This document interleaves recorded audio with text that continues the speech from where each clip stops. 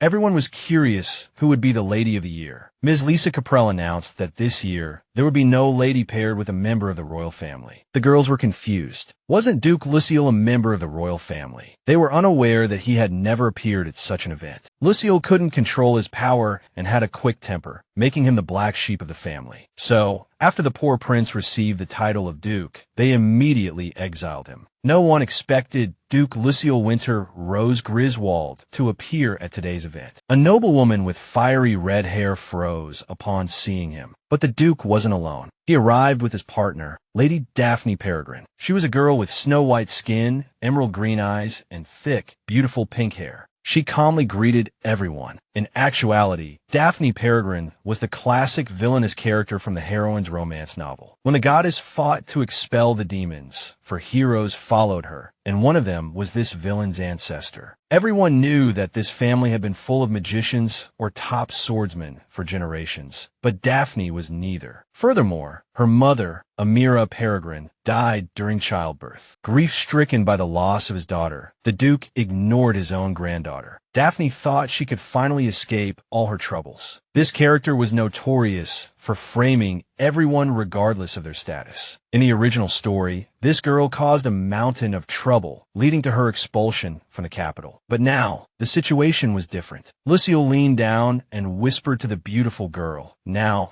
the eyes of everyone in this hall are on you." Daphne knew this because that was precisely why she had appeared. The Duke smiled triumphantly, pointing out that she was more accustomed to being the center of attention than he was. Despite her efforts, she still couldn't shake off the lingering anxiety. Daphne decided to remind His Grace that jealousy was strictly forbidden. Luciel was taken aback by her words. He didn't want anyone coveting his partner, even in a crowded ballroom. The Duke couldn't stand it. He truly disliked the way those men were staring at Daphne, but she reminded Luciel that his place was by her side. Without His Grace, the heroine wouldn't even be able to attend this banquet, attract attention, and announce her return. Therefore, Daphne sincerely thanked her partner. Seeing her smile, Luciel immediately blushed. He was thrilled to be sitting next to her. The Duke's behavior had always puzzled the heroine, but she was still happy. She was the noblewoman who returned to the capital with the Duke from the Magic Tower, and he was now her partner. This wasn't how it was in the original story at all. Daphne felt like she had escaped the fate of dying in prison. Whether the heroine of the novel appeared or not, she would enjoy everything she wanted until the end of her life. The musicians played a beautiful melody. The guests began to dance, and Luciel decided to ask the lady about her feelings on attending the royal ball for the first time. Daphne said her expectations matched reality. The place was stunning, grand, and beautiful. The Duke leaned closer, hoping that in her eyes, he was the most dazzling man. The Duke was acting strangely again, so Daphne reminded His Grace that they were being watched. But Luciel didn't care what others thought. She smiled warmly, thinking how unique he was. Of course, she was also a protagonist in this world, but the circumstances were actually quite different. Initially, Daphne's previous life was just an ordinary girl from Korea. She was raised by her strict grandmother, who always scolded her for any small mistake she made. Her father and stepmother didn't care about her life at all, so the heroine decided to sever all ties with that family once she found a job. With her determination, she got into a good university and graduated with excellent grades. She performed exceptionally well during her internship at a large company, so they would officially hire her if she won the internal competition. But handing her competition materials to her manager was a huge mistake. Ultimately, the truth didn't matter. They kicked the intern out. The heroine was drunk, so when the blinding headlights of a car shone on her face, she didn't react in time. The next second, she felt a sharp pain throughout her body. She thought it was all over until she opened her eyes in a brand new world. The room with a giant mirror was exceptionally luxurious, definitely not a hospital room. She realized she was indeed alive,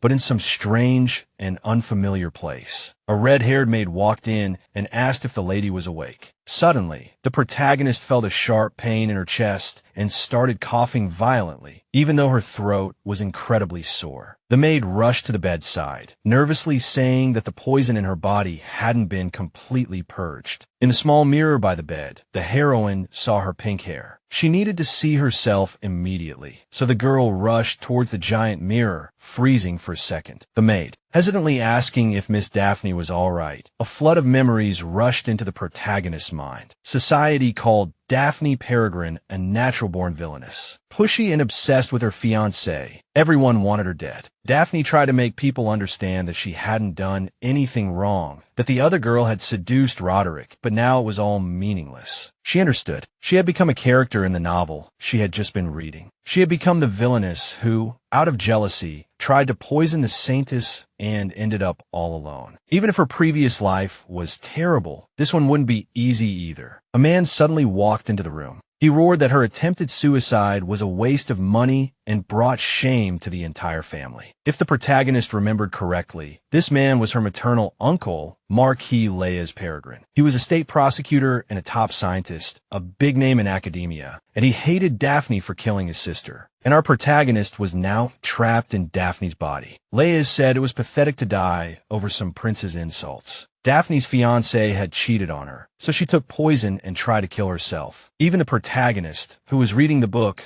couldn't understand how foolish Daphne was. She just couldn't understand how she ended up in this messed up body. Leas bluntly told her this was his last act of mercy. He threw her a small vial of liquid and said the punishment would come later. From now on, he wouldn't tolerate her pathetic antics, nor would he give her another chance. Daphne wasn't allowed to step foot outside the manor until the Duke returned. Then Leas left the room without another word. Daphne had studied herbalism to become a saintess, so she had built a greenhouse and grew her own herbs. But this place was a nightmare. Leas' medicine had almost neutralized the poison, but not completely. If this were the real Daphne, she might not have the skills to make medicine, but our protagonist had 5 years of experience working part-time at an Oriental medicine clinic. Thanks to that, the girl could now handle herbs with her eyes closed. Daphne was determined to find herbs that looked like the plant from her previous life, to make her medicine. But suddenly, she heard a child's voice, and the protagonist decided to peek into the hallway. A grinning child asked his brother how he could be a knight if he was so slow. He didn't see Daphne and bumped right into her. The protagonist snapped at the children, who allowed you to run around in the hallway. While the twins helped his brother up, Daphne realized that standing before her were Armando Peregrine and Julius Peregrine. They were Marquis Leas' sons and the protagonist's cousins. Leas' wife had died shortly after the twins were born, and the children had never felt a father's warmth. Later, they met the protagonist of the story, who gave them the affection they had always longed for. To Daphne's surprise, the boys called her a witch. These rascals were bad enough to be called little devils. The girl was quite annoyed by the way the twins spoke to their cousin, and the two little ones immediately tensed up. They would have looked more intimidating if they weren't stuttering. It was amusing to watch the boys trying to hide their fear. Their actions reminded Daphne of her brothers from her previous life. The protagonist raised her hand. Armando and Julius immediately closed their eyes, bracing themselves for a slap. But Daphne just ruffled their hair, which was unexpected for the twins. They were so cute, the protagonist couldn't help herself, so she suggested they cause some mischief together. Julius blushed crimson, called her a witch, and stammered, "W-Y? Why are you touching me?" He grabbed Armando's hand and declared they were leaving. These stubborn little brats reminded the protagonist of puppies, but in real life, it was utterly adorable. Then Daphne noticed the maids frantically searching for Master Armando and Master Julius, so she pointed the girls in the direction the boys had gone. They thanked their mistress in trembling voices and immediately ran off. Daphne wondered if it was normal for people to run around in the hallways like this. She hadn't expected it to be so chaotic. She tried to concoct a medicine-like mixture. Daphne was terrified, but she knew she had to drink it all, down to the last drop. She mustered her courage and drank it all in one gulp. But the medicine was surprisingly delicious, and to her shock, her sore throat felt much better. But an unfamiliar voice startled her. A woman entered the greenhouse and asked the girl if she was all right. She hugged the protagonist from behind, saying she was really worried about her. Daphne blinked at her and asked, "Who are you?"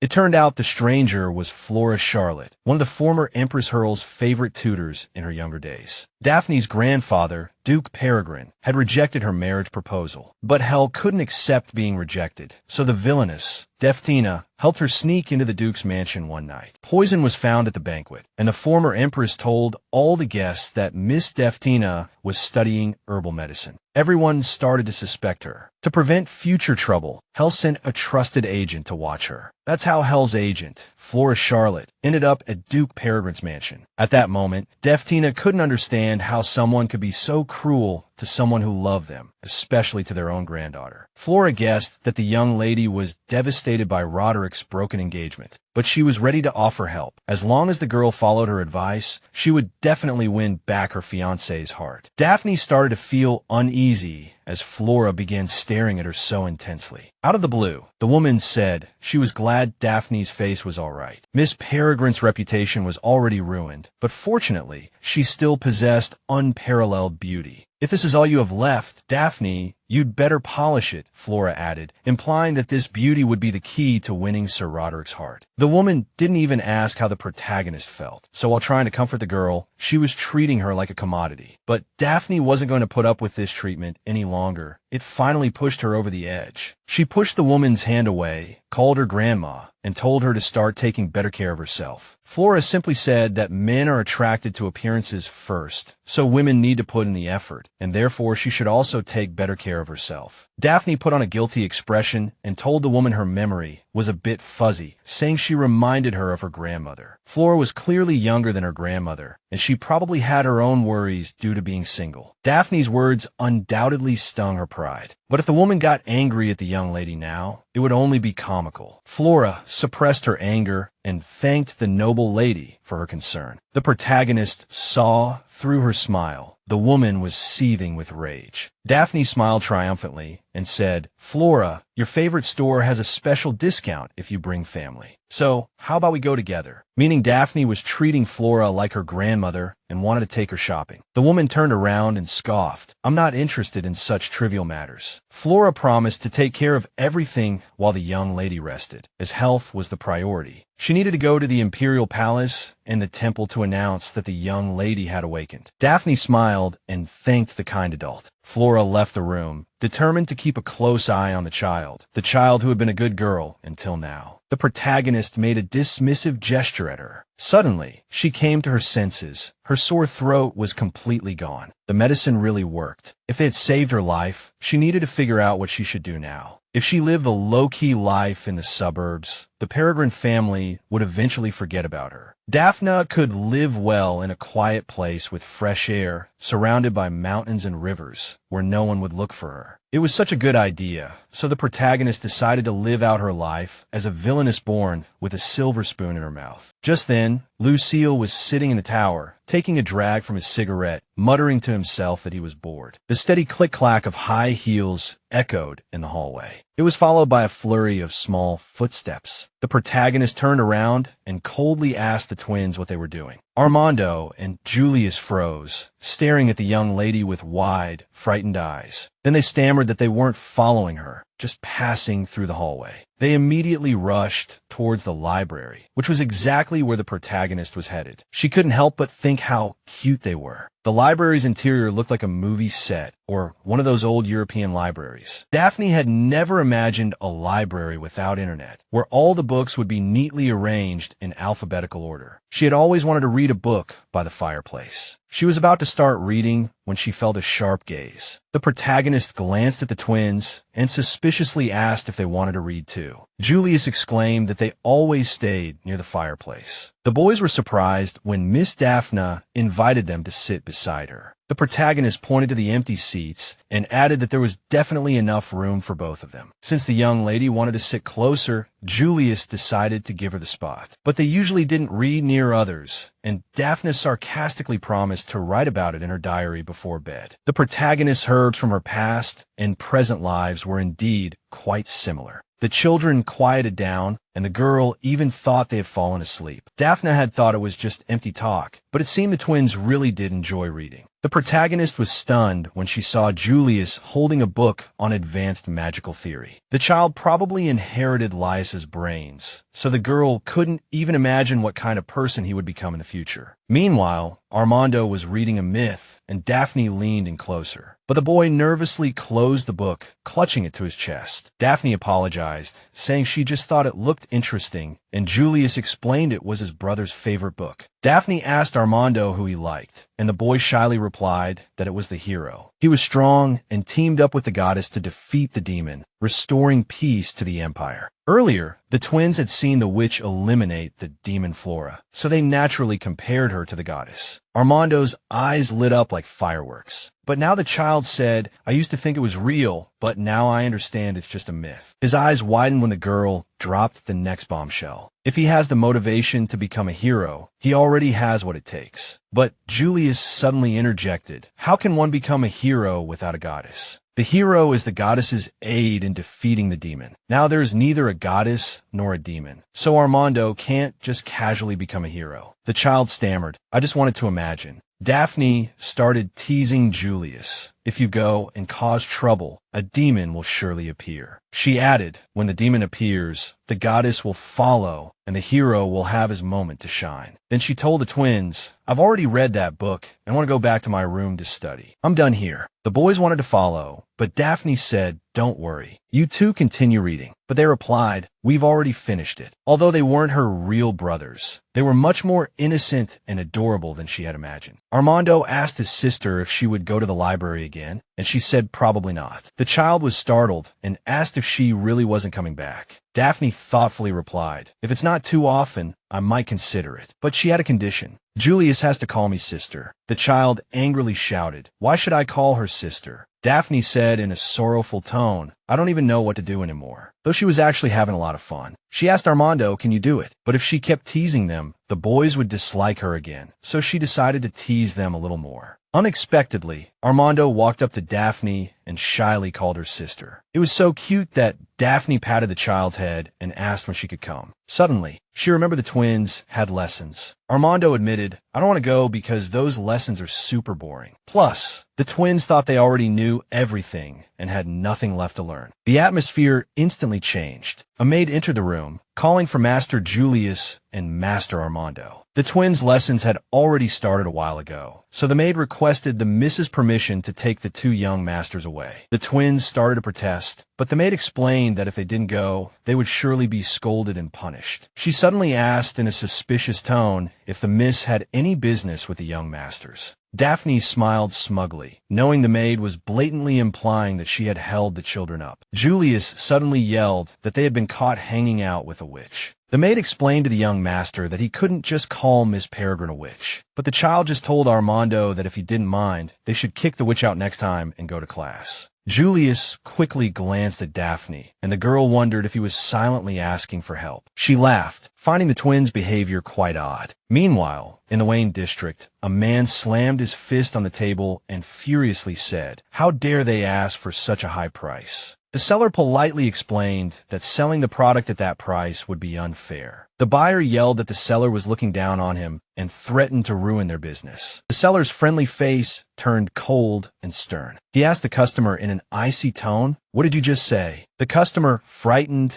trembled, and nervously asked to check out. As the customer walked towards the door, the merchant wished him a good day. Gale sighed, saying he needed to leave this shop as soon as possible. But his boss suddenly walked into the tavern, greeting him with a sly smile. The cloaked man noticed Gale looked annoyed, and the merchant explained the matter of the foolish customer. He asked his boss why he was here. The owner, who was Grand Duke Luciel of the Magic Tower, lowered his hood and asked if he really wanted to quit. Gale immediately realized his boss had heard everything. He quickly changed the subject, handing the Duke an order for a love potion. A friendly smile spread across Luciel's face, and he agreed to take the job. Human emotions are so foolish. They mistake fear and stress for love. So perhaps we can turn those two around, and they'll fall in love faster than with a potion, solving the problem instantly. Since Gale was planning to resign, Luciel decided to stay and keep an eye on him. As soon as he entered his office, he took out the sales ledger. According to the records, Elias Peregrine did indeed buy medicine for his niece. So, the young lady came from a decent family. Though she was a mess, at least she was lucky to have her family support. Suddenly, the man's head began to throb. He hated painkillers, but there was nothing he could do about it. Gale barged into his office without knocking. He said Daphne Peregrine wanted to meet and discuss a deal, but Luciel simply told him to send her away. He also wanted to let Gale know not to buy that relic from the black market. It's a fake. Luciel sneered and asked the young lady how she knew about the relic and that it was fake. Now he was curious why she kept pursuing him. The man offered her a cup of tea, saying it was specially prepared for such a charming lady. When Daphne confidently asked him to drink first, his hand froze. The host doesn't drink before the guest. Luciel realized this girl had done her homework on her shop. Daphne guessed he might have put a truth serum in the tea. At this moment, she was so nervous that she was breaking out in a cold sweat. He was the final villain against the prince. She reminded herself that this was nothing compared to the nerve-wracking job interviews under capitalist exploitation. Then the man casually said, "No, there's nothing in the tea." Then he picked up the cup and drank it all in one gulp. He asked if the beautiful lady believed him now. Daphne handed him a bottle, saying she wanted to confirm if it was made in their shop. In Daphne's memory, she didn't remember poisoning anyone, so the bottle must have been given to her by someone else. After carefully examining it, Luciel sheepishly admitted it wasn't made in their shop. Although they could handle any commission, they were very cautious about murder contracts. Daphne slumped back in her chair until the man said he had seen that bottle before. This is typically used by the Assassin's Guild. The price for hiring an assassin is exorbitant. Even nobles can hardly afford it, so the client is a high-ranking nobleman. Daphne said she needed to find out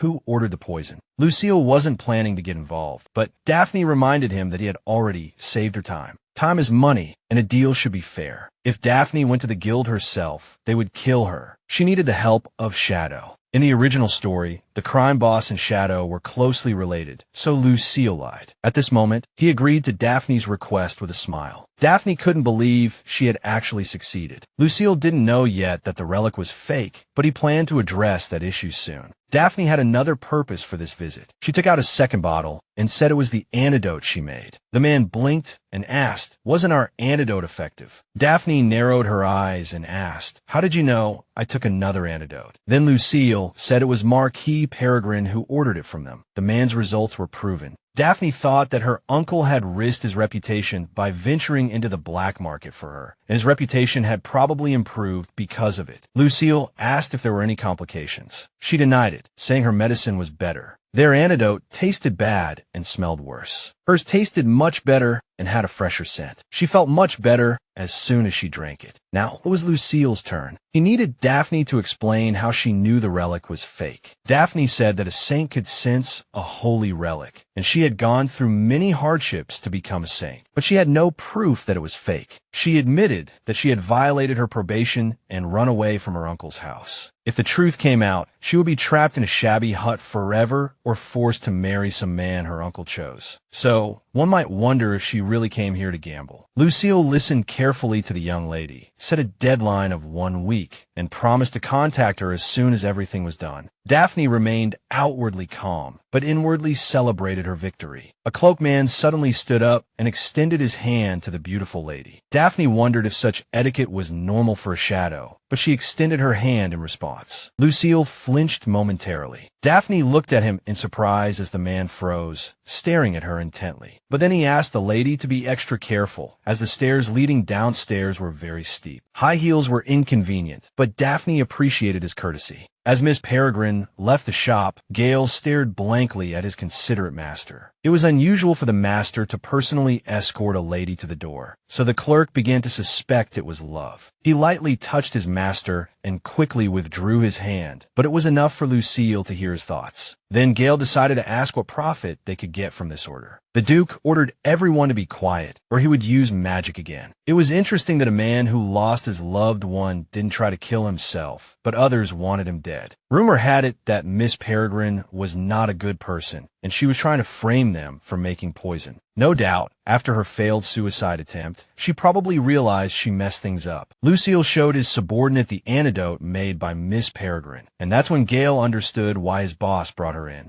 The man could absorb magic through skin contact and read people's minds. This girl was too suspicious. Gale had to ask what she was up to, but something was wrong. Luciel couldn't read anything. The Duke's glare was enough to make anyone's legs weak. The black-haired woman retorted that she would have been dead without magic. There was no affection at all. Miss Peregrine's eyes were cold as ice as she laid out her deal in front of Luciel and mocked his antidote. But something felt strange. He asked Gale, "Is this really better than ours?" The black-haired woman froze, stammering that it might be poisoned. Regardless, Luciel decided to see what the girl was thinking and drank it all. He didn't care if it was poison or not. His magic rampage would save him. It was just another human experiment. But the man's eyes widened in an instant. Gale quickly handed him painkillers in case of another magic rampage. But Luciel said he was fine. His magic was going out of control, and only spiritual energy could suppress it, opposing attributes. But that didn't work either. So when they left him alone in the magic tower, he made a bunch of poisons and tried to kill himself. But now his headache was gone. He remembered the girl's face. Her thoughts and emotions were a mystery. Luciel was convinced that she was the one who could finally cure the illness that had plagued him for years. He didn't even know who she really was. Daphne felt a strong wave of nausea as soon as she got out of the carriage. It seemed she got carsick here too.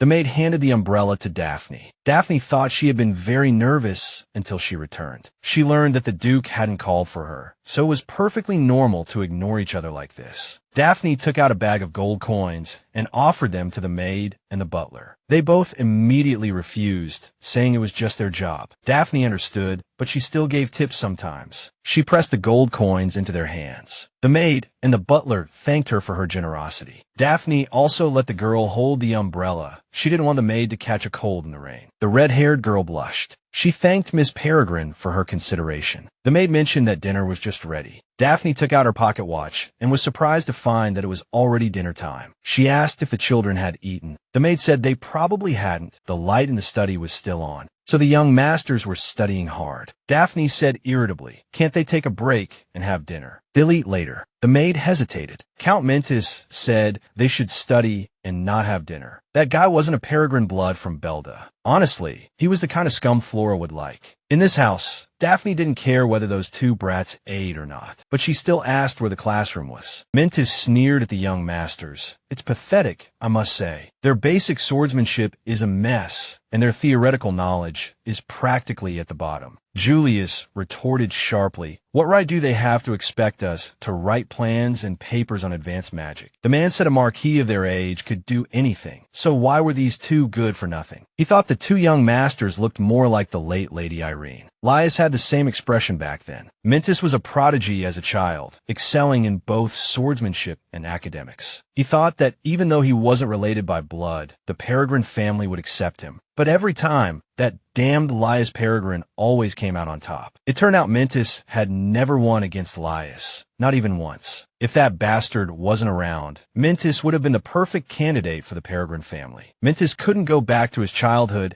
and take revenge on Laius, who trampled on his pride. But he could have some fun, toying with these two children who looked just like him. The guy was grateful to Flora for giving him this opportunity, and joked that Irene was probably blaming them in heaven too, and surely wondering how she could have given birth to such weak children. Julius wanted to protest, but his brother grabbed his arm, tears in his eyes. Armando said he didn't want to see their father disappointed in them anymore. Count Mentis suggested ending today's lesson and promised to increase the intensity further tomorrow. But the door was suddenly flung open, and Daphne stood there, yelling that she couldn't listen to this absurdity any longer. To this nonsense any longer. Count Mentis could hardly believe she was calling his words absurd. Now, Daphne walked into the office with a sly smile, muttering that he might have just hit his head. Mentis knew she wasn't on good terms with the children, so he didn't understand why she would care about them. He froze at the thought that she might have overheard his remarks about Eileen. If she complained to Leia's, he would definitely take it out on him, and Daphne would get away scot-free. But if that happened, Mentis was sure to be kicked out. The Count couldn't risk it, so he tried to remain calm, demanding to know what she was doing during class. Daphne retorted, "Was it fair to speak that way about the deceased mother of children 20 years younger than him. There was no doubt this young lady had heard everything, so she could start her threats. But Mintis had a valid argument. Daphne wasn't just a disgrace. She was the Peregrine family's curse, which meant Leia's wouldn't believe a single word she said. The only witnesses were the twins, but they felt incredibly guilty towards their father, so they wouldn't breathe a word to him. So now Mintis had to stand his ground to win. Meanwhile, Daphne told him to stop pretending he didn't know what was going on. The Count replied with a sly smile, saying he wasn't pretending now. He only saw the young lady's incredibly rude behavior. Daphne's hand reached for the teacup, ready to retort. That won't do. Count Mintis said he had no choice but to report this matter to the Duke. His eyes widened, the sly smile vanishing in an instant, just as Daphne dumped the entire cup of tea over his head. He immediately started yelling, "What do you think you're doing?" But Daphne calmly said, "You're talking nonsense now. I have no idea what you're talking about." Mintis saw that unmistakable Peregrine glare on the young lady's face. The man swore to report to the Duke, but the girl simply loosened her grip on the cup. The shattering of porcelain left Mintis stunned and bewildered. Daphne immediately demanded he tell her uncle every detail. She even threatened to cut out his tongue. Let's see who this pleases more. Count Mintis backed down. Miss Daphne's eyes were exactly like Duke Peregrine's. The situation was dangerous now, so the man headed for the exit, swearing this wasn't over. Daphne hadn't meant to go this far, but speaking ill of the children's deceased mother was simply too much. She immediately checked on the twins, warning them to be careful of the broken glass. Armando asked why she was helping them if it was all their fault. Because of them, their mother was dead, and their father couldn't even look them in the eye, so the teacher was right. If they hadn't been born, their mother would still be alive, and their father would be happy. The teacher was right. So when Armando asked her again why she was helping them, his voice cracked into a choked sob. Daphne calmly replied that she didn't believe the teacher. No one in this world deserved to be born to die. Besides, as long as there was a hero by their side, they would save anyone in trouble. Daphne wiped Armando's tears, telling him not to cry. She told Julius not to cry either, but he retorted, "I wasn't crying at all." Armando chuckled, teasing, "Haha, look at how my little brother is trying to hide his tears." But they looked at each other and couldn't hold back any longer. So they hugged each other tightly, letting it all out. Watching the twins and how steadfastly they supported each other, a warm smile spread across Daphne's face. But a few minutes later, Daphne found herself bewilderedly sandwiched between them. She begged them to let go of her skirt, but Julius complained, "Sister, don't you want to be with us?" Daphne said it was just embarrassing, and tears welled up in Armando's eyes again. Goodness, these children were too precious. Remembering they hadn't eaten dinner, Daphne suggested they go to the dining hall together. She teased Julius, asking if he wanted to go eat something with his big sister. But his next reply took her by surprise. Julius blushed, murmuring, "I want to eat with sister." A warm feeling bloomed in Daphne's heart, as if she had tamed a wild kitten. She took the children's hands and led them towards the dining hall. As soon as they entered the hallway, the twins saw the umbrella that was proof of Daphne's recent mental breakdown. Armando wanted to walk with Daphne under the umbrella, but Julius refused, instead watching his brother gazing at Daphne. Daphne told them straight out that if they kept arguing, she would leave. Intimidated by her tone, Julius conceded the spot under the umbrella with Daphne to his brother. But he stood his ground, saying he'd rather brave the wind and rain. Daphne ruffled both their heads, declaring they would all walk together under the umbrella. Miss Flora snapped, "Why does it always take so long?" The maid apologized softly and shielded her with an umbrella. Flora overheard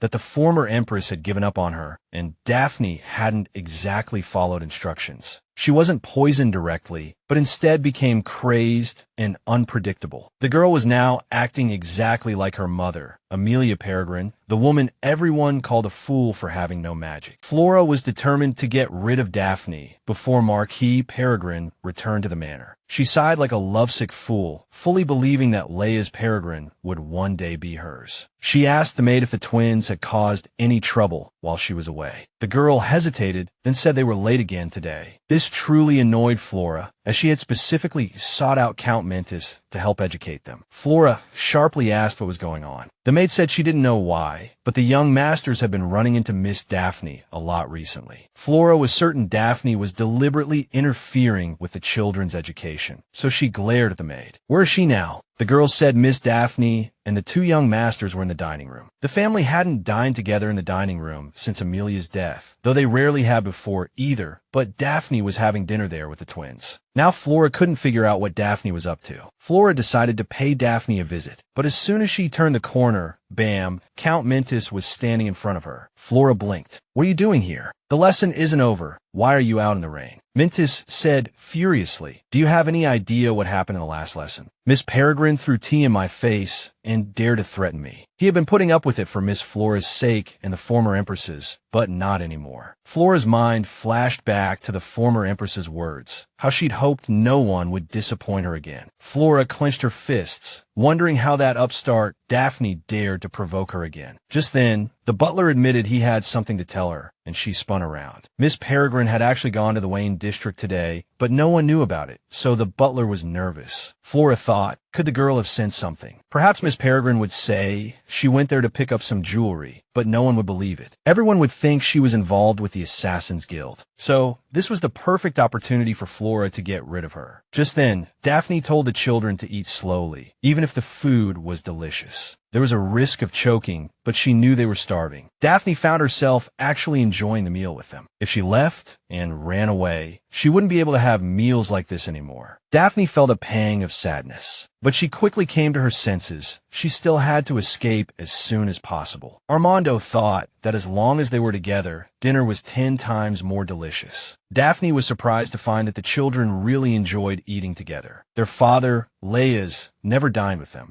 But he cared about the twins, so perhaps the Marquis just didn't know how to express his affection properly. If Leia's Peregrine didn't show his emotions, the children would never understand. This bothered Daphne a great deal as she drained her glass of water in one gulp. The Marquis's heavy footsteps echoed in the hallway. Earlier, Miss Flora had informed him about the incident with Mentis, so he was now seriously considering resigning. Moreover, the young lady had snuck out of the manor tonight and gone to the Wayne district, a place rife with shady establishments. This gave Flora a headache, and she pressed her temples, stressed by Daphne's behavior. She'd heard rumors that the girl was getting too close to the twins. With Mentis gone, the two children would be easily influenced by Daphne. The dining room door was flung open, and the Marquis stood there. He glared at Daphne and sharply questioned what she was doing. Daphne, completely bewildered by her uncle's sudden appearance, stared blankly at him. The Marquis snatched the glass from Julius, gripping him as he asked how the child felt. Daphne froze, realizing her uncle thought she was trying to poison his children. The Marquis roared at the butler to seize them at once and take them away. Leia's had heard about the incident with Count Mentis, so he immediately asked his niece if it was true. Daphne calmly confirmed it, and the Marquis angrily demanded to know what kind of behavior that was. He ordered her to speak up and not remain silent. Daphne drained her entire glass of water in one gulp, and her uncle reached out in alarm, trying to stop her. She asked him if he was truly that surprised she drank the water, or did he think it was poisoned? If this misunderstanding wasn't cleared up, Daphne would spend the rest of her life under suspicion. So, Daphne explained that she had drunk from the glass first, but Julius had been choking, so she gave him the water. If it had been poisoned, she would have been the one to die. Daphne asked her uncle if he would believe her if she said she ran over there just to save the children. Elias stared at his niece in shock. The twins followed the butler down the hallway. The butler took a deep breath and reminded the brothers that they had heard the Marquis's words with their own ears. He already had a headache from his daughter's antics, and if his sons became the same, he would be even more distraught. So the butler asked the two young masters to return to their rooms. The twins didn't want to upset their father. Today, the atmosphere in the manor was heavy. It was Lady Eileen's death anniversary. They knew they had to pull themselves together and not make things worse. So they obeyed every one of Count Mentis's orders. Their sister hadn't done anything wrong. For the first time in their lives, they had finally found someone who could give them love, warmth, and genuine comfort. Was it right to ignore the sister who gave them all this just because their father was in a difficult situation? Besides, heroes don't stand idly by when others are in trouble. The twins looked at each other and then took action. This time, they didn't back down. Ignoring the butler's orders to leave, they flung open the dining room door. Marquis Elias blinked in surprise at his sons.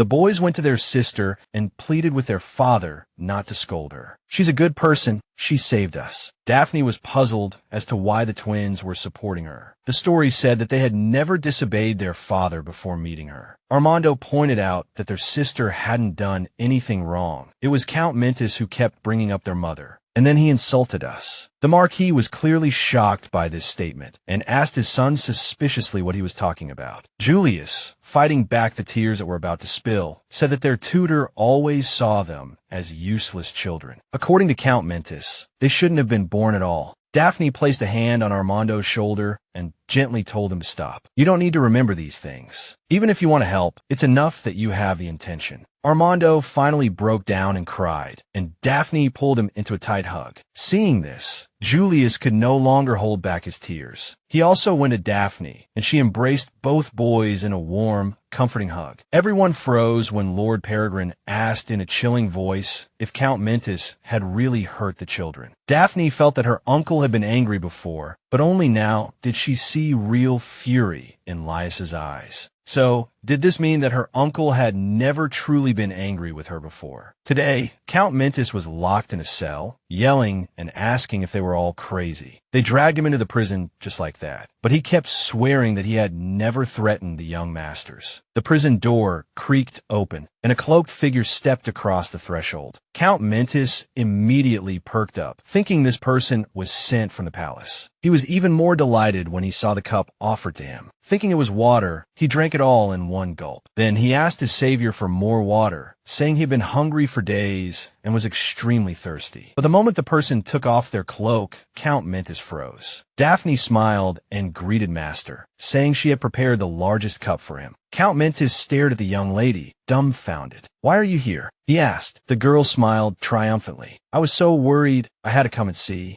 But he knew it was all a lie. Miss Peregrine had her own motives. A thought suddenly struck him, and he stared intently at the cup. Daphne widened her eyes. "I just wanted to try my new medicine. You're going to die anyway, aren't you?" But nothing compares to the pain of hurting children. Mentis clutched his throat and begged, "Please, save me." Then he collapsed onto the floor. The protagonist rolled her eyes at him, thinking pathetic. She really wanted to poison him, but she knew the consequences, so she had only brought plain water. Mentis was gullible due to his foolish beliefs, but her anger wasn't so easily appeased. Daphne said sharply, "You still have cut off his legs, so he can never walk again." She froze when she noticed a familiar figure ahead. Laius Peregrine met her gaze, scrutinizing her carefully. Daphne didn't know why her uncle was here. Perhaps he had heard everything. Now Laius would think she had prepared poison, or was about to cut off the tutor's legs. But the Marquis didn't move. Daphne was about to explain, but her uncle simply turned and walked away without stepping into the dungeon. She hadn't expected this. She blinked. "Uncle, aren't you going to look inside that cell? I just came out of the prison where Count Mentis is being held. He deserves to die, so I might have done something." The Marquis gestured for his niece to follow him inside, then headed straight for his study. Daphne followed him, but stopped at the doorway.